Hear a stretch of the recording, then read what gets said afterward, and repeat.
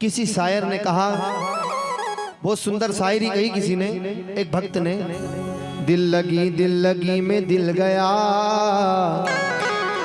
दिल लगाने का नतीजा मिल गया।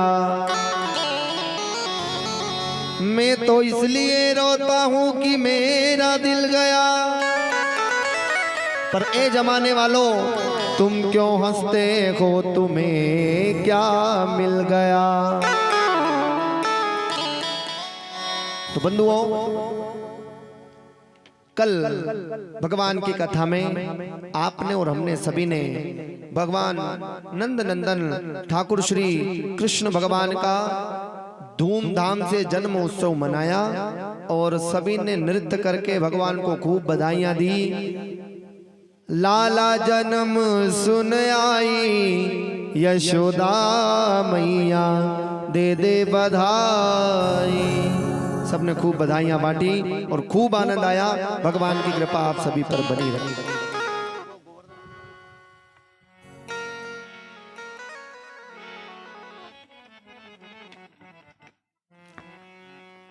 तो बंधुओं, हम कहेंगे नंद घर आनंद भयो, आपको कहना है जोरदार दोनों हाथ उठाकर जय कन्हैया लाल की, है नहीं? माइक पे नहीं कहेंगे, तुम लोगों की आवाज आना चाहिए। नंद घर आनंद भयो। एक काम करो, शिफ्ट कर लो आज। पहले माताएं बहनें बोलेगी, फिर पुरुष वर्ग बोलेंगे।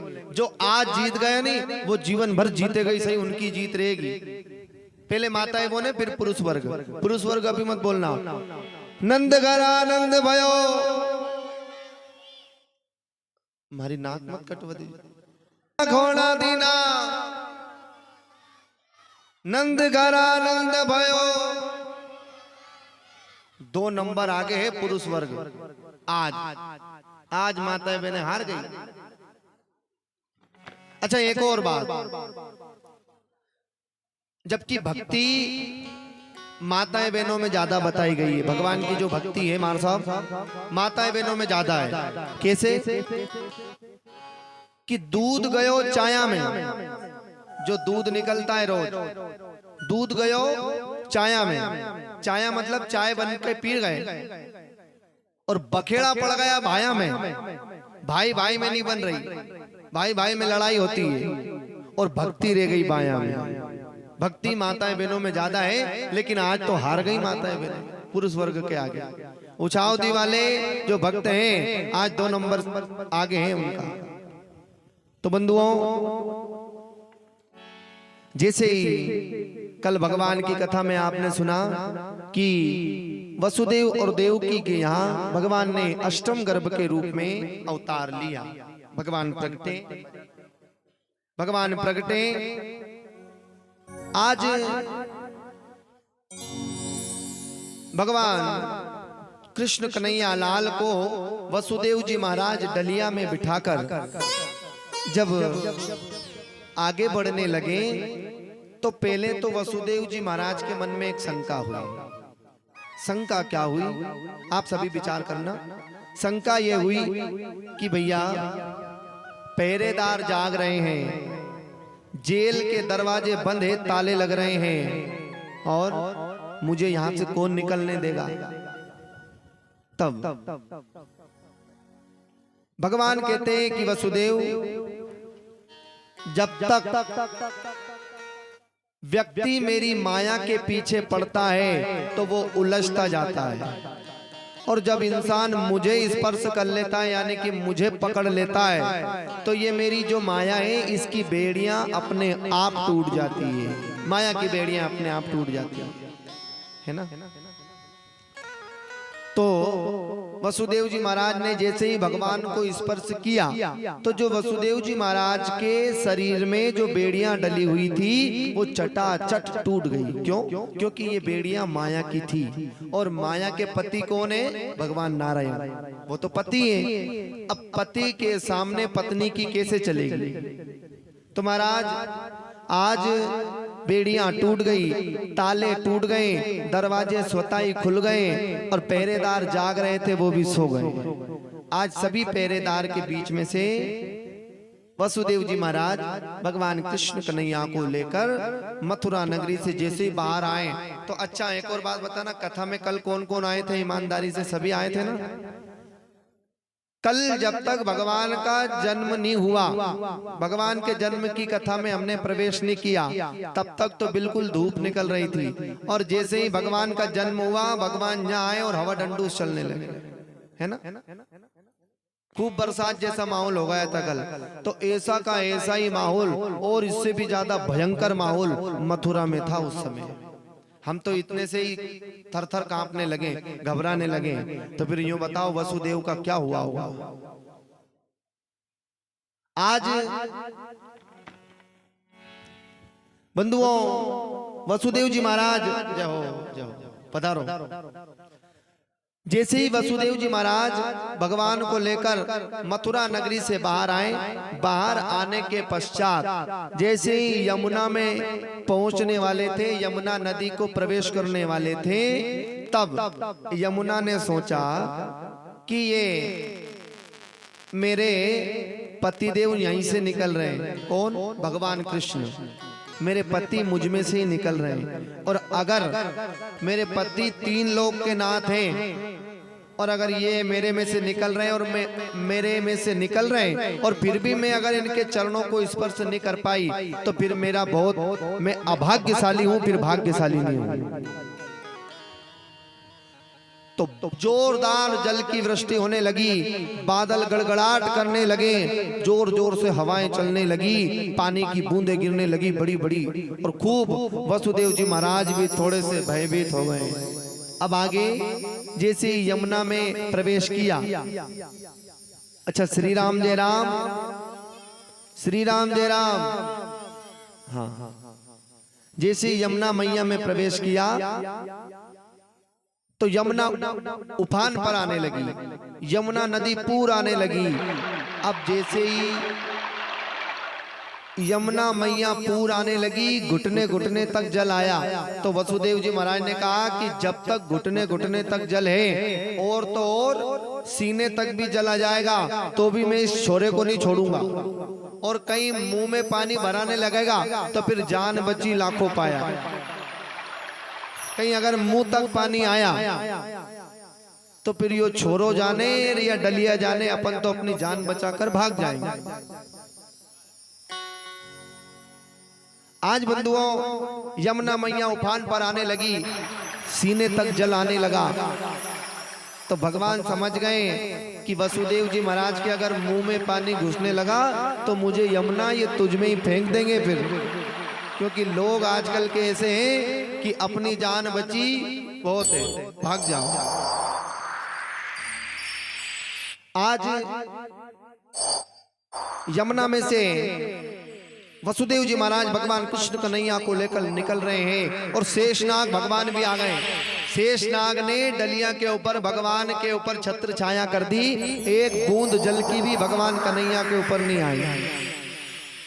आगे चले तो भगवान ने क्या किया कि डलिया में से दोनों पैर अपने बाहर निकाल दिए कि यमुना तू मेरे चरणों का चरणोदक कर ले और नीची है जा। जब नीची होने का कहा तब यमुना ने चरणोदक किया और यमुना धीरे धीरे नीचे होने लगी, जल कम होने लगा, और वसुदेव जी महाराज गोकुल में पहुंचे। गोकुल में पहुंचकर भगवान कृष्ण कन्हैया को यशोदा के पास सुला दिया, और जो भगवान की माया ने जन्म लिया था उस माया को उस डलिया में बिठाकर वापिस मथुरा में आए। तो वैसी की वैसी हथकड़ियां लग गई, वही पहरेदार जाग गए, ताले लग गए, जेल बंद हो गई और अंदर रुका गया। जैसे कन्या रोई, कन्या की रोने की आवाज पहरेदारों ने सुनी, भाग कर गए। कहा? कंस के पास। महाराज 8वां गर्भ ने जन्म ले लिया है, चलो। नंगी तलवार हाथ में लेकर आया कंस। जब नंगी तलवार हाथ में लेकर आया, जेल के ताले को खुलवाया और देवकी के हाथ में उस कन्या को देखा। देवकी से कन्या छुड़ाने लगा कंस। देवकी ने कहा भैया मैं तेरी बहन हूं और ये लड़का नहीं है, ये तो कन्या है, ये मुझे भीख में मांगने पे दे दे, ये मेरी कन्या है, इसे क्यों मारता है, तुझे बहुत पाप लगेगा। कंस हंसने लगा, अरे बहन, अरे बहन, अगर मैं इसको नहीं मारूंगा तो ये मुझे मार देगी, क्योंकि आकाशवाणी ने कहा है कि 8वां गर्भ, लेकिन आज तो लगता है कि आकाशवाणी भी झूठी हो गई, क्योंकि 8वां गर्भ में लड़के की कहा था, ये तो लड़की है। मुझसे डर गए सब बंधुओं, जैसे कन्या को छुड़ाया और पूरे आसमान में घुमाया और एक सिल्ला रखी हुई थी बड़ी, उस सिल्ला पर पछाड़ने का प्रयास किया और कन्या तो अष्टभुजा दुर्गा के रूप में आकाश में प्रभावित हो गई। बोली जगदम्बे मात की जय हो। आज वो जगदम्बा जोर जोर से कहने लगी, अरे पापी दुष्ट कंस, तू मुझे क्या मारेगा, तुझे मारने वाले का तो अवतार हो चुका है गोकुल में। बंधुओं जैसे इतना कहा, अब कंस की चिंता बढ़ने लगी। अब आप और हम सभी मिलकर चलते कहाँ, गोकुल में। बोली कृष्ण कन्हैया लाल की जय हो। इधर नंद बाबा 90 साल के हो गए नंद बाबा, और 85 बरस की यशोदा मैया हो गई, लेकिन अभी तक इनके घर में भी कोई संतान नहीं थी। इधर नंद बाबा को पता चला कि मेरे घर में भी भगवान की कृपा होने वाली। जब इतना पता चला तब वहां नंद बाबा की 2 बहनें थी। कौन कौन? नंदा और सुनंदा, 2 बहनें नंद बाबा की थी। नंद बाबा से आकर कहने लगी, अरे ओ नंद बाबा, हम तो को अगर कोई खुशी की बात बतावेंगी तो तू मोकू कहाँ देवेगो? अगर हम तुम्हें कोई अच्छी खुशी की बात बतावें तो तू हमें क्या देगा? तो नंद बाबा कहने लगे, अरे बहनों, जो तो कुछ चाहिए वो सब ले लेना, लेकिन मुझे खुशी की बात तो बताओ कि मेरे घर में लाला भयो के लाली भई, मेरे घर में लड़का हुआ कि लड़की हुई? आज नंदा सुनंदा कहने लगी, देख नंद बाबा, हम तो से दोनों बहनें 9 लखा हार लेवेंगी। 9 लखा हार समझते हो? बिल्कुल सोने का। आज नंदा सुनंदा सोने के 9 लखा हार मांग रही है। दूसरी बात, नंदा बाबा ने कहा, अरे बहनों, तुम तो एक एक 9 लखे हार की कह रही हो, लेकिन मैं तुम दोनों बहन को 5-5 9 लखे हार दूंगा, लेकिन ये बताओ कि मेरे घर में लाला हुआ कि लाली हुई?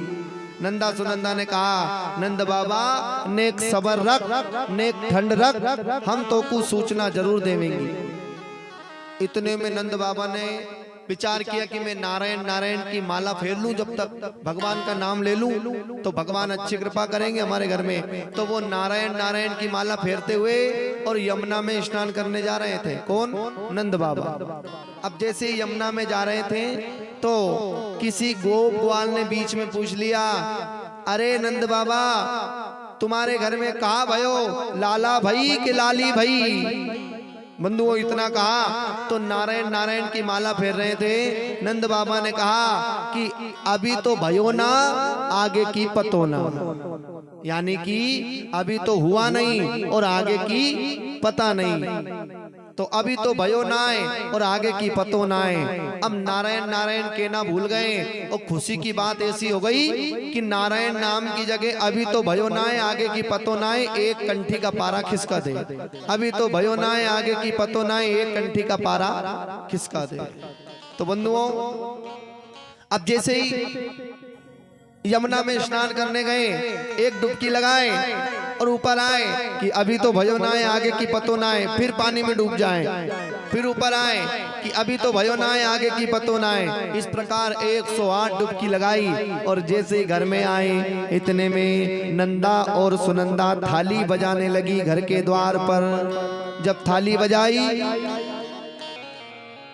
बंधु जब थाली बजाई तो नंद बाबा घबराते हुए आए। अच्छा विचार करो, हमारी उम्र अगर 30 साल हो जाए, 32 साल हो जाए, समझने का प्रयास करना। हमारी शादी या विवाह को 6 साल हो जाए या 7 साल हो जाए, बहुत ज्यादा बता दिया ये भी मैंने, 6-7 साल। लेकिन अगर 5 साल ही शादी को हो जाए और कहीं नानो मोटो नहीं आए, कहीं बच्चा बच्ची नहीं होवे, तो हम कितने चिंतित हो जाते हैं, कितनी चिंता हो जाती है हमें। और कई देव स्थानों पर जाते हैं, कई गुरुजी से पूछते हैं कि गुरुजी 5 साल शादी को हो गए, मांडाएं हो गए 5 साल, पर अभी तक कोई नानो मोटो नहीं है। अब इनके शादी को इनकी उम्र 90 साल की हो गई। अब ये विचार करना कि उनकी दाढ़ी में सफेद बाल हो गए, अब जाकर एक लड़का भगवान के आशीर्वाद से हुआ। अब ये बताओ, हमारे 5-6 साल में, 7 साल में जाकर अगर एक लड़का पैदा हो तो हमें कितनी खुशी होती है। अब नंद बाबा को कितनी खुशी होगी कि उनके तो बुढ़ापे में जाकर एक बालक का जन्म हुआ उनके घर में। नंद बाबा ने कहा, अरे बहनों मुझे बताओ मेरे घर में कहा भयो। नंदा सुनंदा कहने लगी, अरे भैया तोरे घर में लाला भयो है। जैसी कहा कि तोरे घर में लाला भयो है, आज तो नंद बाबा ने माला वाला पटका कहाँ गिर गया, सब कुछ अपने आप की सुध को भूल गए। हीरे मोती जेवरात सोने चांदी 9 लखे गाय सब ब्राह्मण संत महात्माओं को दान में दे दी। 9 लाख गाय। संत महात्मा आने लगे, चिमटा बजाने लगे, खूब नाचने लगे। जब माखन दूध दही की गोकुल में कीचा कीच मच गई, जिसके पश्चात आज यशोदा मैया ने भगवान नंद नंदन कृष्ण कन्हैया लाल के दर्शन किए और बड़ी प्रसन्नता से आज भगवान कृष्ण कन्हैया को अपने हाथों में उठाया, अपने हाथों से स्पर्श किया भगवान को। अच्छा विचार करना, भगवान ने जन्म तो वसुदेव और देवकी के यहाँ लिया, लेकिन ऐसी क्या मजबूरी थी कि जो गोकुल में आना पड़ा भगवान को? पता है किसी को? नहीं पता। गोकुल में आना पड़ा। आज बंधुओं जैसे ही समझने का प्रयास करना बंधुओं, आज आपने भगवान के लिए समय निकालकर आप भगवान की कथा को श्रवण कर रहे हैं, सुन रहे हैं, बैठे हैं भगवान की कथा में। ये नंद बाबा और यशोदा मैया पहले के जन्म में एक वसु और धरा नाम के दोनों पति पत्नी थे। समझ में आ रही बात को? सुना रही नहीं सही से? दोनों पति पत्नी थे। जिस प्रकार हमारे पटेलवा और पटलन में यहाँ आके पूजा करते हैं ना, इसी प्रकार दोनों पति पत्नी का पहले एक जोड़ा था। वसु और धरा नाम के दोनों पति पत्नी एक गांव में रहते थे। तब वहां पर कुछ संत महात्मा साधु आए, उन्होंने कहा कि ये धरा के वसु के घर में गए कि देवी हमें बहुत जोर से भूख लगी है, हम तुम्हारे घर भोजन करना चाहते हैं, तुम हमें भोजन करवाओ। अब ये इतने गरीब स्थिति में थे कि इनके घर में जैसे ही धरा नाम की देवी ने कहा ब्राह्मणों से कि महात्मा जी आप स्नान ध्यान करके आओ, जब तक मैं आपके भोजन की तैयारी कर रही हूँ। ठीक है। स्नान करने महात्मा जी चले गए, संत महात्मा चले गए। तब ये धरा नाम की देवी ने जैसे ही रसोई घर में अपने किचन में जाकर देखा तो ना तो आटा, ना दाल, ना कुछ। रोने लगी। रोती रोती एक सेठ जी के यहाँ गई किराने की दुकान पर। महाराज हमारे घर में कुछ संत महात्मा आए हुए हैं, पधारे हुए हैं, हमारे घर में वो भोजन करेंगे, तो मेरे घर में कुछ किराने का सामान नहीं है, आटा दाल घी, आप मुझे ये सामान दे दो। कि देवी लाओ 2 पैसे, हम तुम्हें सामान दे देंगे। ये जो धरा नाम की देवी थी, इस स्त्री के पास पैसे नहीं थे। इसने सेठ जी से कहा, सेठ जी मैं संत महात्मा मेरे घर आए हैं और अगर आप मुझे सामान नहीं दोगे तो मेरे घर से संत महात्मा भूखे चले जाएंगे, मुझे पाप लगेगा। देवी यहाँ तो ऐसा है नियम दुकान का कि 9 नगद और 13 उधार, पैसे लाओ सामान ले जाओ। तब धरा नाम की देवी ने कहा सेठ जी मैं उधार सामान लेने आई हूँ, आप मुझे सामान उधार दे दो और मैं आपके यहाँ मेहनत मजदूरी कर लूंगी और आपके पैसे चुका दूंगी। सेठ जी ने कहा देवी ये काम नहीं है, जाओ यहाँ से। रोने लगी, सेठ जी के चरणों को पकड़ लिया। किसके लिए? संत के लिए, महात्मा के लिए, ब्राह्मण के लिए। एक सेठ के चरण पकड़ लिए। सेठ जी मेरे घर से ब्राह्मण देवता भूखे चले जाएंगे, आप मुझे सामान दे दो। सेठ ने कहा देवी इतनी ही आतिथ्य धर्म का पालन करने वाली हो तो तुम्हारे एक स्तन को काटकर मेरी दुकान पर गिरवी रख दो, एक स्तन काट दो। बंधुओं इतनी आतिथ्य धर्म सेवा करने वाली थी ये धरा नाम की देवी। इसने चक्कू उठाया और अपना एक स्तन काट के सेठ जी के पलवे में गिरवे रख दिया। भगवान दीनानाथ ने वहां पर प्रतिज्ञा कर ली, देवी जो ब्राह्मण संत महात्मा साधुओं के लिए भोजन के लिए तुमने अपना एक स्तन काटा है, मैं इसी स्तन को पान करने तुम्हारे घर आऊंगा अगले जन्म में। बंधुओं भगवान के यहाँ ये चीजें आप कथा में आए, आपने अपना बजट भगवान के बैंक में जमा कर दिया, संत महात्मा साधु ब्राह्मणों को भोजन करवा दिया, आपने अपना बजट भगवान के बैंक में जमा कर दिया। इसी धरा नाम की देवी ने भगवान के बजट यानी कि बैंक में बजट जमा कर दिया था। भगवान ने प्रतिज्ञा कर ली, देवी जिस स्तन को तुमने काटा है उसी स्तन को पान करने में तुम्हारे घर पे जरूर आऊंगा। जब आटा सामान लेकर अपने घर गई, संत महात्माओं को भोजन करवाया, संत महात्माओं ने आशीर्वाद दिया कि तुम पर भगवान बहुत जल्दी कृपा करने वाले हैं।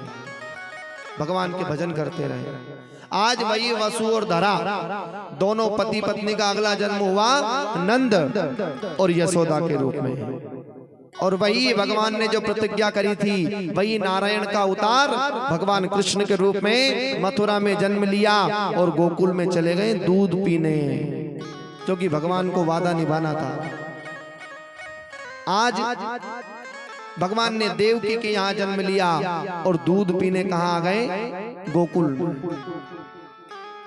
तो बंधुओं ये कृपा होती है परमात्मा की। भगवान हमारा कुछ नहीं रखते हैं। आप 5 लाख 10 लाख 20 लाख रुपए आज भगवान के लिए खर्च कर रहे हैं। भगवान आपका एक ही दिन में एक ही मिनट में ऐसा उलटफेर करेंगे कि आपको 20 के 40 मिलेंगे। भगवान किसी का रखते थोड़ी हैं, ये मत सोचना। और एक और बात याद रखना, अगर वास्तव में कहीं भगवान भोग लगाते हैं तो लोग 5-5 किलो 10-10 किलो मिठाई लेके थोड़ी आते भगवान के यहाँ है कि सब खा जाएंगे भगवान। क्या काम का, अपन तो 2-5-10 रुपए की रेवड़ी चना रख लो, भुगड़े चने रख लो, खा लेंगे भगवान 10 रुपए की। बस बात यह है कि भगवान खाते नहीं है, लेकिन प्रेम जो प्रेम भरा व्यक्ति है प्रेम से अगर खिलाता है तो भगवान राम ही केवल प्रेम प्यारा और जान ले सोई जान नहारा। भगवान को तो प्रेम प्यारा है महाराज। ये तुम्हारे लाखों करोड़ों के धन दौलत है, ये काम के नहीं है भगवान के लिए। आप भगवान की कथा में आए, भगवान से प्रेम करते हो, बस यही भगवान को प्यारा है। साउंड वाले भैया यही चाहिए भगवान को, और कुछ नहीं चाहिए। आज जब भगवान के जन्म की उत्सव की खूब खुशियां होने लगी, चिमटा ले लेकर संत महात्मा आए तो सभी गोकुलवासी आ गए। गोपी ग्वाल गैया बछड़े सब आ गए और नंद महल के सामने खूब माखन मिश्री मेवा मिष्ठान सब बटने लगे, खूब आनंद लेने लगे। सभी गोकुलवासी आसपास के क्षेत्रवासी सब आ गए। 9 लाख गाय दान कर दी ब्राह्मणों को। इधर एक बुढ़िया 95 बरस की, एक गोपी 95 साल की थी वो गोपी, उसने देखा कि नंद महल के सामने क्या चल रहा है, नंद महल के सामने क्या चल रहा है। उसने जाकर देखा कि बहुत भीड़ लगी हुई है। उसने सबको धक्का से हटाया, हाथ से हटाया और आगे आगे जाके खड़ी हो गई। अब बच्चों का तो ऐसा रहता है कि वो तो मस्ती करते हैं बच्चे। तो बच्चे क्या कर रहे थे, 250-250 ग्राम के माखन के गोले, एक ग्वाल उधर से फेंक रहा है, एक ग्वाल इधर झेल रहा है, एक ग्वाल इधर से फेंक रहा है, एक ग्वाल उधर झेल रहा है। अब देखो कभी कभी ऐसा होता है कि 95 साल की जो गोपी थी उसके दांत नहीं थे। तो कभी कभी हमारे साथ भी ऐसी स्थिति पैदा हो जाती है कि कोई कोई चीज को हम एक टकी देखकर निहारते रहते हैं, यानी कि देखते रहते हैं, तो या तो हमारी आंख फटी की फटी रह जाती है या फिर मुंह खुला का खुला रह जाता है। तो उस 95 साल की गोपी का जो मुंह था वो खुल गया, इतना बड़ा हो गया। उधर से एक ग्वाल ने 250 ग्राम माखन का गोला फेंका तो वो सीधे सट उस 95 साल की गोपी के मुंह में आया और सीधा सट पेट में पधार गया, पेट में उतर गया। अब ना तो वो गोपी उस गोले का स्वाद ले पाई, कुछ भी नहीं हुआ। गोपी ने सोचा कि जो भी था बहुत अच्छा था, बहुत ठंडक प्रदान हो रही पेट में, बहुत अच्छा लग रहा है। आज गोपी ने खूब माखन मिश्री खाए और भगवान कृष्ण कन्हैया को खूब आशीष वचन कहे और खूब सभी ने बधाइयां दी। आपने और हमने भी खूब बधाइयां लूटी थी कल। आज भगवान गोकुल में धीरे धीरे खूब सभी को बधाइयां दे रहे हैं, आशीर्वाद प्रदान कर रहे हैं।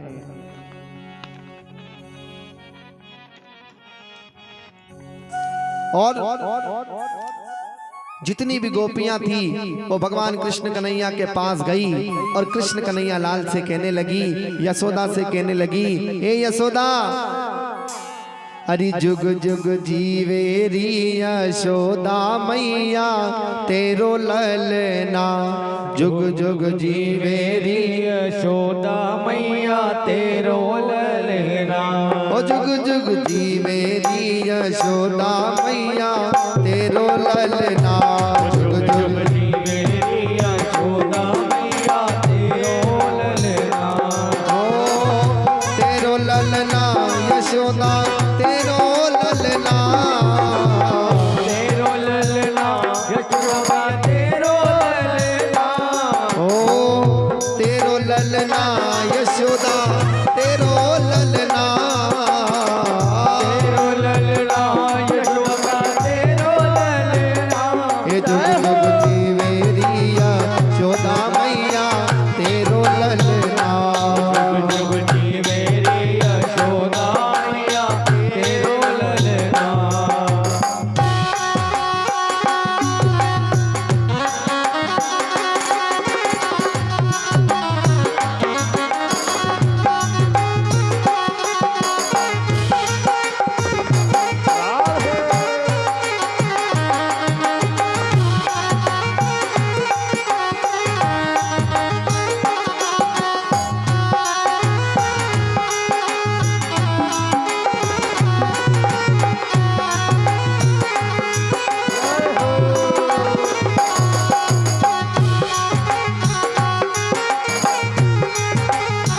और अच्छा, आप बधाई नहीं देना चाहेंगी भगवान को? गोपियों ने सबने बधाई दी। हो तेरो ललना यशोदा तेरो ललना, तेरो ललना यशोदा तेरो ललना, हो तेरो ललना यशोदा तेरो ललना, तेरो ललना यशोदा तेरो ललना, हो जुग जुग जीवेरी यशोदा मैया तेरो ललना, जुग जुग जीवेरी यशोदा मैया तेरो ललना।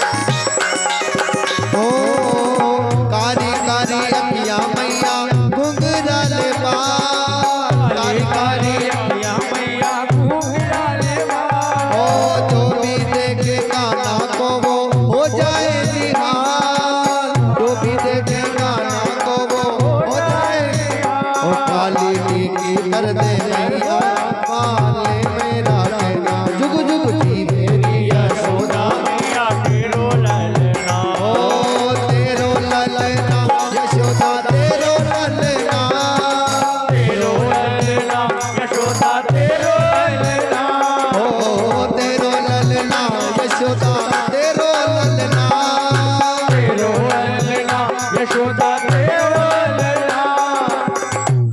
जुग जुग जी मेरी यशोदा मैया तेरो ललना, ओ जुग जुग मेरी यशोदा मैया तेरो ललना, ओ जुग जुग जी मेरी यशोदा मैया तेरो ललना, जुग जुग दी मेरी यशोदा मैया तेरो ललना। द्वारिकाधीश भगवान